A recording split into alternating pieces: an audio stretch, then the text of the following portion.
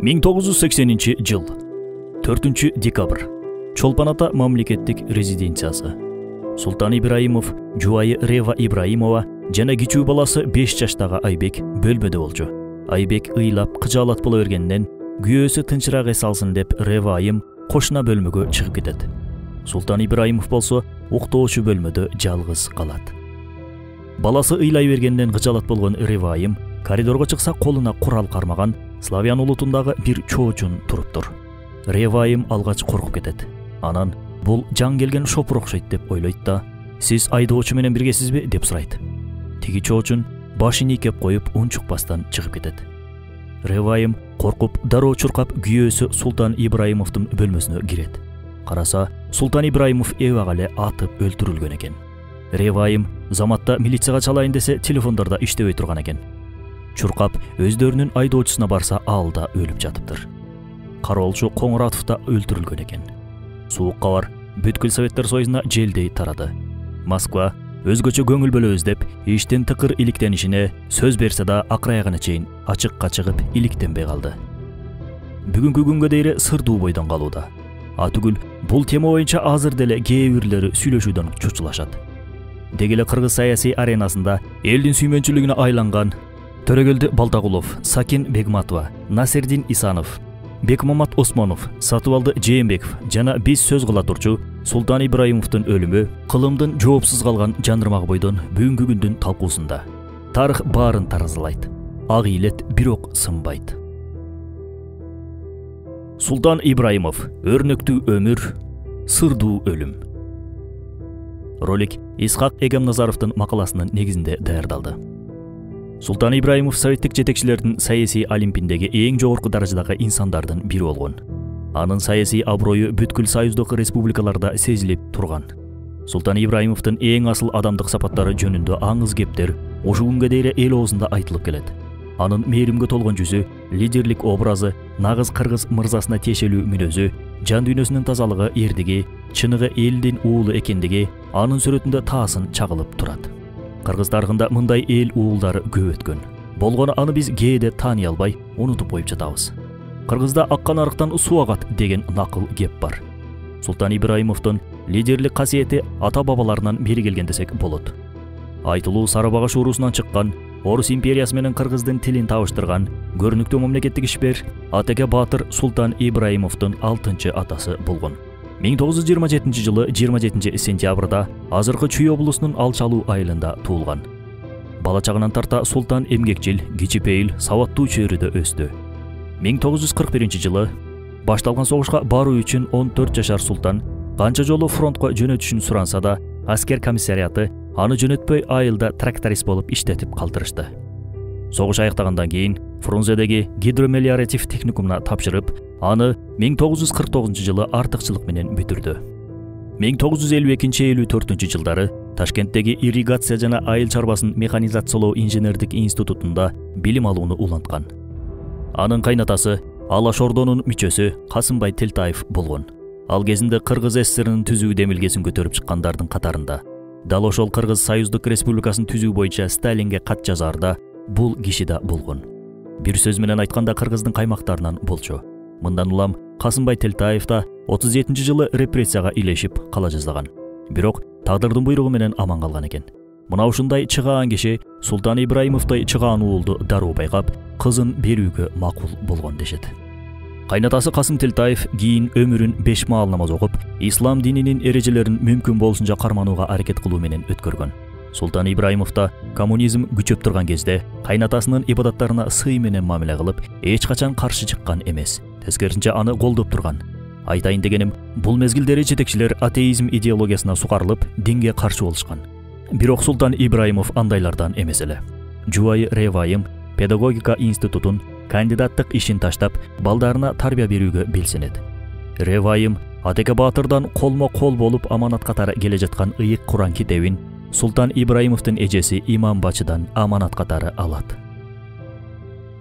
Келечегинен көптү үмүттөндүргөн жаш кадр Султан Ибраимовдун ишмердүүлүгүн республиканын биринчи жетекчиси Исхак Разаков байкап жүргөн.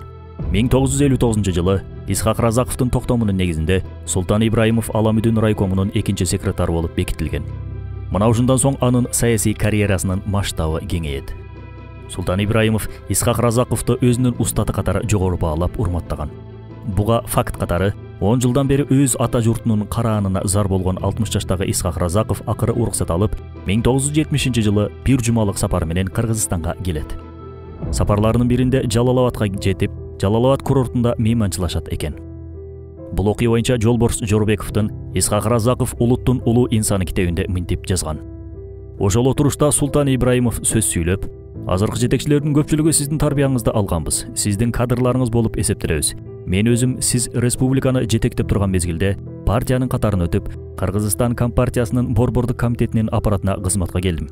Биздин баарыбыз Исхак Разакович сизди саясий көрүнүктүү ишмер, экономиканы терең билген, эки республикага Өзбек ССР менен Кыргыз ССРине унутулгус из калтырган уюштургуч ири кызматкер катарында жакшы билебиз.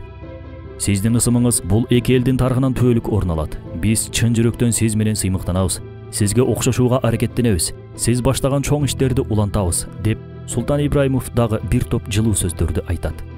Ким билет, Кыргызстандын саясий асманындагы чолпон жылдыздай болгон бул эки азаматты кийин дагы бир жолу жолугушту жокпу бизге белгисиз.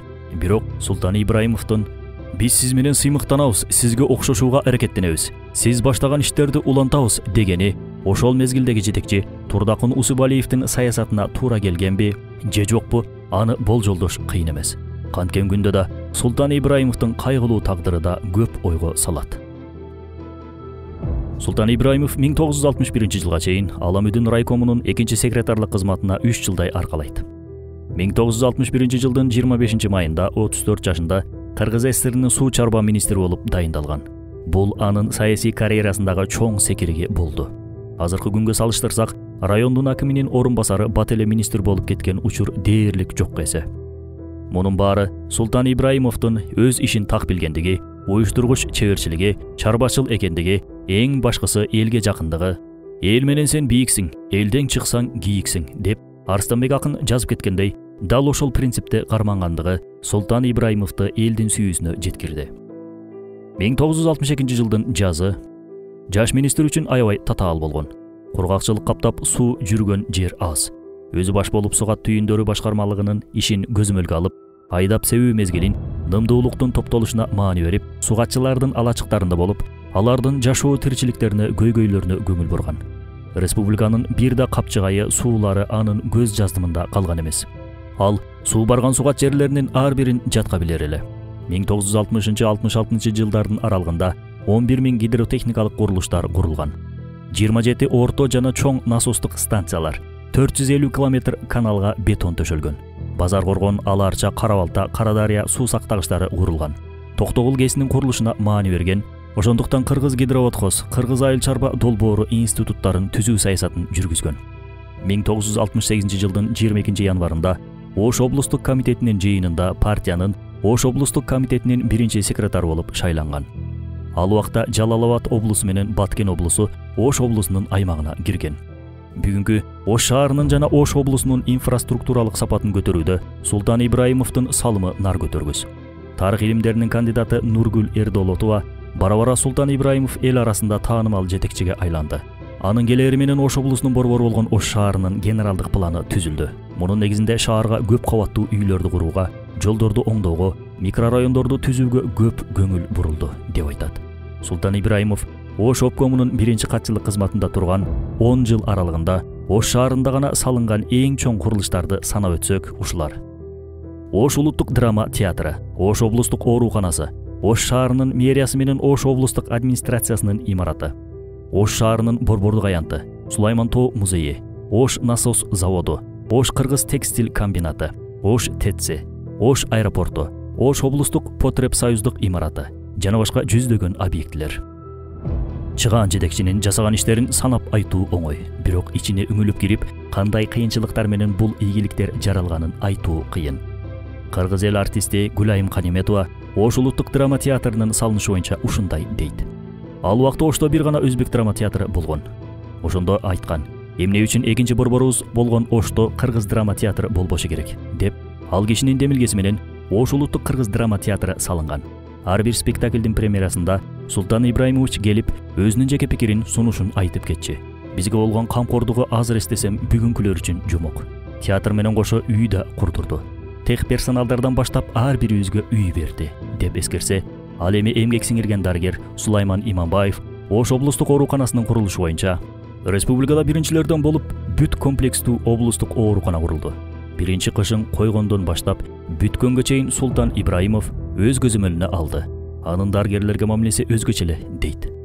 Ал эми кийинки Ош облусундагы ири курулуштар: Майлуу суу электролампа заводу, Кызыл Кыя бут кийим фабрикасы, Апшыр көмүр шахтасы, Сүлүктү шахтасы, Айдаркен токен фабрикасы, Кара суу канаттуулар фабрикасы, Өзгөндөгү май жана сүт өндүрүүчү завод жана башка облустагы 138 ишкана, 81 колхоз, 33 совхоз, 16 токой чарбасы бар болчу.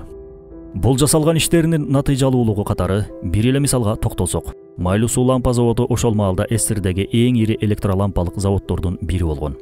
1968 жылы ишке кирген. 1967 жылы заводко Москва, Томск, Уфа, Саранск шаарларынын кесипкөй адистери ишке тартылган. Заводдо жылына 300 миллион даана лампа өндүрүлүп, лампанын 40 түрү иштелип чыккан. Бул Султан Ибраимов жасап кеткен иштердин бир гана үзүмү. Султан Ибраимов Ош обкомунун биринчи катчысы болуп турганда Каракулжага барып калат. Ал учур транспорттук каражаттын анчейин жайылып өнүгелек маалы болгон. Андыктан бир аксакал оорукчан кызын ооруканага алып бара албай жүргөн болот. Ошондо Султан Ибраимов кызды дарылатуу үчүн өзү менен кошо Ошко ала келет. Атүгүл кызды бир күнгө үйүнө алып келип, балдары менен кошо карайт. Султан Ибраимовдун кызы ошол кыз үйүбүзгө келип, жупуну жашообузду көрүп аябай таң калган деп айтат. Ооба, ошол кыз биринчи катчынын жупуну жашоосуна таң калса, биз да мамлекеттик ишмердин жат эле бирөөнүн кызын дарылатуу үчүн өз үйүнө алып келген жан дүйнөсүнүн кеңдигине таң калдык. 1978 жылдын 4 сентябрында Кыргыз СССРинин Жогорку Советинин президиумунун төрагасы көп өтпөй Кыргыз СССРинин министрлер кеңешинин төрагалыгына жетип, Кыргыз өкмөтүн өмүрүнүн соңку демине чейин жетектейт. Жана бул милдетти да эң мыкты деңгээлде алып кетүүгө дал бастаган. Анын Бишкектеги Эски Правда учурдагы Ибраимов көчөсүн Тээ түштүк магистралга чейин чыгаруу планы болгон. Ошол учурда автоунаалар бирин серин гана сейрек кездешчү. Андыктан шаарда бүгүнкүдөй автотыгын болоору эч кимдин оюна келбесе керек эле. Бирок Султан Ибраимов көрөгөчтүгүнөн бүгүнкү маселелердин алдын алууну ошондо эле ойлоно баштаган экен. Азыр болсо шаардын тыгын көчөлөрүндө сааттап туруп калганда, кечээ эле оңдолгон жолдордун бүгүн казылып жаткандыгын көргөндө көзүң ачылып таң каласың. Ибраимовдой бирөө болгондо мындай маселелерди болтурбаса керек эле деген ойго кетесиң айласыздан. Бул кырчын өмүр 1980 жылдын 4 декабрында бир камкор тарабынан кыйылат. Окуянын жүрүшүн карап туруп, каргашанын кайсы бир атка минер тарабынан уюштурулгандыгына ынанасың. Андан сырткары дагы көптөгөн версиялар чыгып, кыскасы бул жөнөкөй эле катардагы кылмыш эмес экендигин байкайсың. Ошондо Султан Ибраимовдун жанында жүргөндөр анын ден соолугуна шылтап, ысык көлгө эс алууга жөнөтүшөт. Эмесе ал эс алуудан жаңы эле келген экен. Буга карата Ибраимовдун аялы андай болсо Крымга барбайлыбы деген сунушун айтат. Султан Ибраимов бул жагын тиешелүү адамдарга кыйтып айтканда, сиз керек болуп калышыңыз мүмкүн деп көлгө жөнөтүп жиберишет. Ошентип Султан Ибраимов жубайы менен 5 жашар баласын алып Чолпон Атадагы мамлекеттик резиденцияга барышат. Эмнегедир кайтаруу күзөтүндө тургандардын бири да жок болчу ошол кезде. Жубайы Ревайым ошондо айлана башкача бейпил эле деп эскерет. Үчөөнү резиденциянын кире беришинен бир жаш келин тосуп алыптыр. Анан экинчи кабатка көтөрүлүшүп, тамактанышкандан кийин Султан Ибраимов чарчадым деп уктоочу бөлмөлөрдүн бирине кирип кыйшая кетет. Жаш баланын аруу табияты боло турчу окуяны сезгенби, ким билсин, Айтор ыйы басылбай койгон экен. Ревайым күйөөсүнө уйкусун бузуудан чочулаган, андыктан баласын алып башка бөлмөгө кирип жатышат. Түн бир окумда Ревайым кандайдыр бир dabыштан ойгонуп кетет. Басыгы да бир башкача, баласы да ыйлай берет. Кыжаалат болгон Ревайым коридорго чыкса колуна курал кармаган славян улутундагы түрү суук бир чоочун туруптур. Ревайым алгач коркуп кетет. Анан бул жаң келген шопур окшойт деп ойлойт да, сиз айдоочу менен биргесизби деп сурайт. Тиги чоочун башын ийкеп коюп унчукпастан чыгып кетет.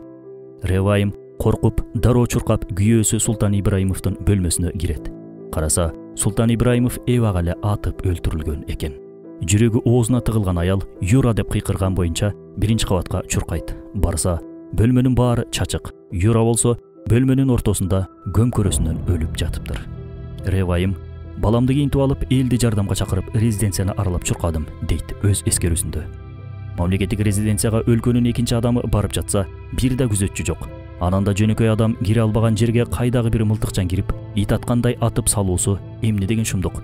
Такай ошол жерде жүрүүчү жумушчуларды, сакчыларды атайлап кетирип жиберишкен. Жан сакчылар окуя болгон түндүн эртеси араң келишкен, деп айтат Рева айым. Ал каргашалуу түндө Кыргыз ССРнин өкмөтүн жетектеген Султан Ибраимов гана эмес, анын айдоочусу Юрий Вольф да көз жумган. Андан бир аз мурдараак 3 декабрдын кечинде санаторийдин кароолчусу Коңратов да атып өлтүрүлгөн. Өкмөт башчынын жана дагы 2 кишинин өлүмү тууралуу маалымат элди дүрбөлөңгө түшүрөт. Мурдагы прокурор Күрүчбек Эсеналиев кандуу окуядан кийин эс алуу жайына алгач баргандардын бири болгон. Ал 2018-жылдагы Кыргыз гезиттерине берген маегинде окуяны мындайча сүрөттөгөн. Киши өлтүргүч кетип калгандан кийин аял күйөөсү жаткан бөлмөгө кирсе, Султан Ибраимов эчегалы өлтүрүлгөн экен. Кийин карасак, уктап жатканда кирип келип мылтыкты башына такап туруп аткан экен. Кечине кыймылдаганга да жараган эмес экен. Башынан кан 4-5 сантиметр агып барып токтоп калган. Аялынын эс чыгып кыйкырып милиция бөлүмүнө чалмак болгондо эч бир телефон иштебептир. Мындан тышкары тревога бере турган аппарат да иштен чыгарылыптыр. Айласы кетип сыртка чыгып, исполкомдун төрөгөлөрү, райкомдун секретарлары эс алган 4 кабат санаторийге барып, тиешелүү жерлерге телефон чалгандан кийин гана келишиптир. Ошентип, ызы-чуу болуп, иликтөө киши өлтүргүчтү издөө башталган. Ошол окуяда республиканын ички иштер министри Габидуллин коопсуздукту көзөмөлдөбөгөндүгүнө жооп бермек тургай жумушунан көтөрүлүп кеткен. Ревайым уюштуруу иштерин тууралап берген мына ошол Габидуллин деп какшачу деп айтат кызы. Соттук териштирүү иштери башталат. Султан Ибраимовду өлтүргөн адам шизофрения оорусу менен жабыркаган Смагин аттуу славян улутундагы жаран деп айтышат тергөөчүлөр. Ал Орусияда качып жүрүп, поезддердин биринде мойнунан асылган абалда табылат. Смагин Ибраимовдун өлүмүнөн мурунда кыргыздарды жек көрөм деп, кыргыз улутундагы жарандарды өлтүргөндүгү тууралуу факт катталат. Натыйжада Ибраимовду өлтүргөн адам Смагин деп расмий түрдө өкүм чыгарышат. Бирок шашпай туруңуз, кызыгы али алдыда. Тергөө убагында Ревайымга "Сиз көргөн киши ушул беле?" деп Смагиндин сүрөтүн көрсөтүшөт. Ревайым коридордо көргөн куралчан түрү суук киши сүрөттөгүдөн такыр башка киши эле. "Жок, күйөөмдү өлтүргөн бул киши эмес, бул такыр башка киши. Мен аны анык көргөнмүн, ал бул эмес" деп чыгат. Бирок тергөөчүлөр "Сиз болгону шок абалда болгонсуз. Ошон үчүн адашып атасыз. Күйөөңүздү өлтүргөн киши ушул болду" деп расмий өкүмдү чыгарып коюшат. Ревайым ошондо бул жерлерде политика сасыгынын жыты келип жаткандыгын сезет. Анын өлүмүнө өкүм кылынуусуна себеп болгон версиянын бири Токмок эт комбинатына байланышкан окуяда жатат, дейт Ибраимовдун жакындары. Токмокто бүтүндөй өлкөнү камсыз кыла турчу эт комбинаты курулган эле. Ошондо комбинаттын муздаткыч системасы иштен чыкты деген шылтоо менен Султан Ибраимовго этти таркатып ийүү сунушу келип түшөт. Төрага дароо Львов шаарынан адис усталарды чакыртып, маселени териштиргенде жөн гана зымы кесилген болуп чыгат. Бул жерде чоң коррупциялык бир система жаткандыгын ошондо байкайт. Султан Ибраимов бул ишке аябай ачууланып, ички иштер министри Габидуллинге тергөө боюнча тапшырма берет. Анын кызы Элмира Ибраимова да "Атамды биринчи жолу ошондо ачуулуу көрдүм" деп эскерет. Бул ишти ким кылды, не максатта кылды? Азыркы күнгө чейин табышмак. Бирок бул иштин аркасында коррупциялык системанын барлыгы анык. Анткени ушул окуядан көп өтпөй эле Султан Ибраимов атылып өлүп жатат. Кийин 1982-жылда эт комбинатына байланыштуу бир канча тергөөчүнүн атылып кеткендиги боюнча маалыматтар ушул күнгө чейин жазылып калган. Дагы башка версиянын түбү коммунисттик системага барып такалат. Коммунисттик системанын адам табиятына туура келбери баарына маалым. Бүт баары бирдей болушу керек дегени менен бүт баары бирдей болбойт.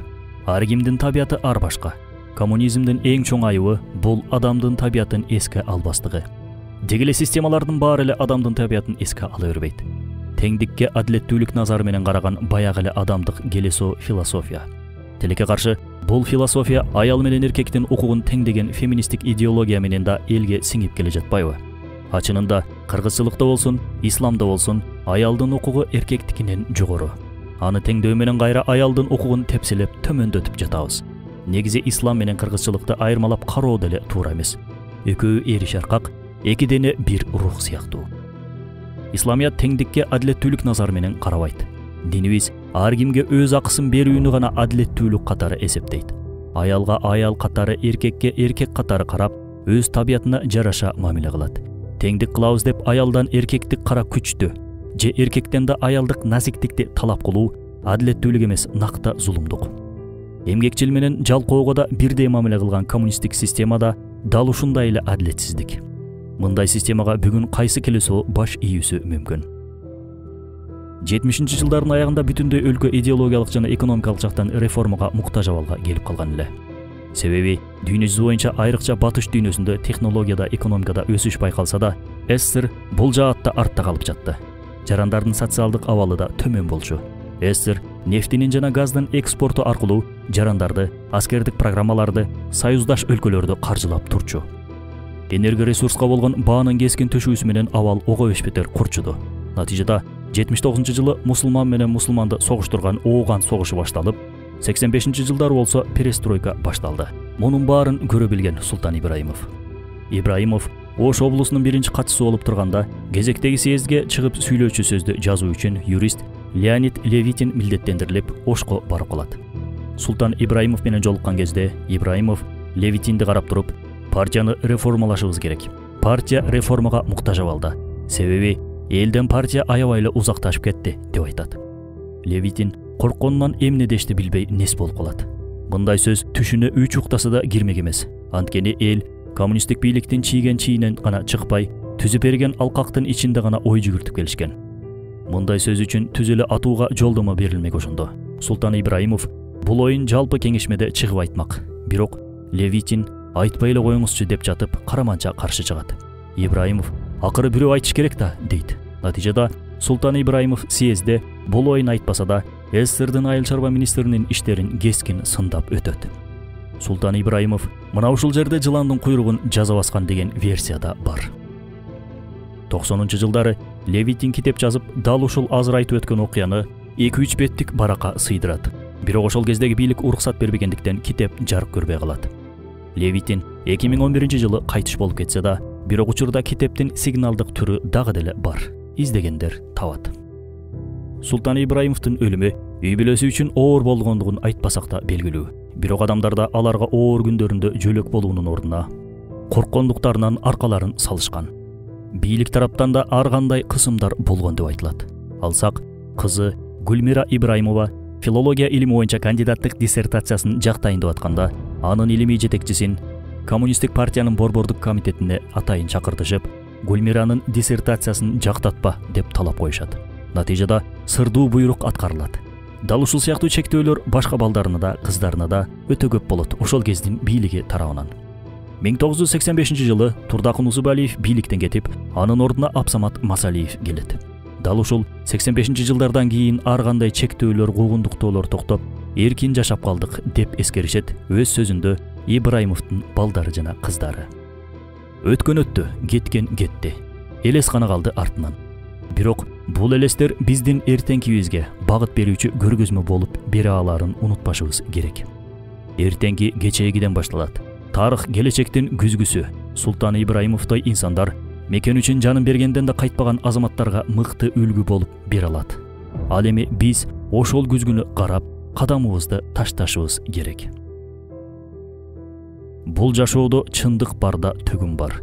Жанган от бар жана өчкөн көмүр бар. Өлдү бүттү дегендерге кошулбайм. Өлүп бирок жашай берчү өмүр бар.